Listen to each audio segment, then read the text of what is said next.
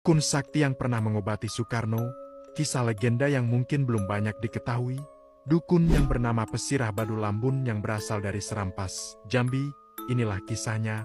Di tahun-tahun penuh gejolak politik, Presiden Soekarno tiba-tiba jatuh sakit. Para dokter terbaik dari seluruh Indonesia bahkan dari luar negeri telah berusaha menyembuhkannya.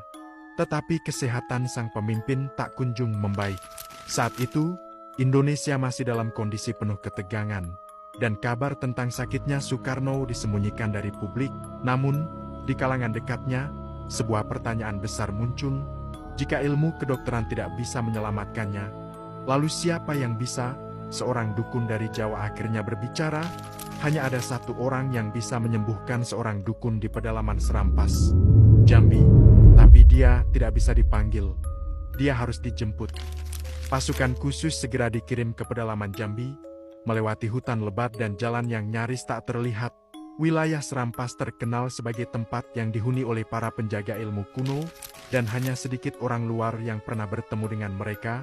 Setelah perjalanan panjang, mereka akhirnya tiba di sebuah desa kecil, dikelilingi oleh kabut tipis yang terasa tidak biasa. Di tengah desa itu, berdiri seorang pria tua dengan tatapan tajam, penuh ketenangan. Ia tidak terkejut dengan kehadiran pasukan. "Aku tahu kalian akan datang, karena aku sudah melihat dalam tanda-tanda," katanya sebelum mereka sempat berbicara. Tanpa banyak bicara, ia mengumpulkan ramuan dari kantong kulitnya, akar, dedaunan, dan sebuah batu kecil berwarna hitam pekat. Lalu, mereka pun pergi bersama menuju tempat Soekarno berada. Saat bertemu Soekarno, Pesirah Badu Lambun tidak segera memberikan obat. Ia mengamati sang pemimpin dengan diam, seolah membaca sesuatu yang tak terlihat. Tubuhnya sakit, tetapi ada sesuatu yang lebih besar yang mengikatnya, katanya pelan, dengan langkah tenang. Ia meracik ramuan dari tumbuhan yang hanya bisa ditemukan di pegunungan Serampas. Air dari mata air keramat diteteskan ke dalam campuran tersebut, sementara ia mengucapkan jampi-jampi dalam bahasa kuno yang telah lama punah. Ritual berlangsung dalam suasana yang mencekam. Cahaya temaram dari lilin kuno menerangi ruangan, sementara dukun itu mengguratkan pola di udara dengan jemarinya seolah berbicara dengan sesuatu di luar dunia manusia. Lalu, perlahan, keadaan berubah. Soekarno yang sebelumnya tampak lemah, mulai menunjukkan tanda-tanda pemulihan.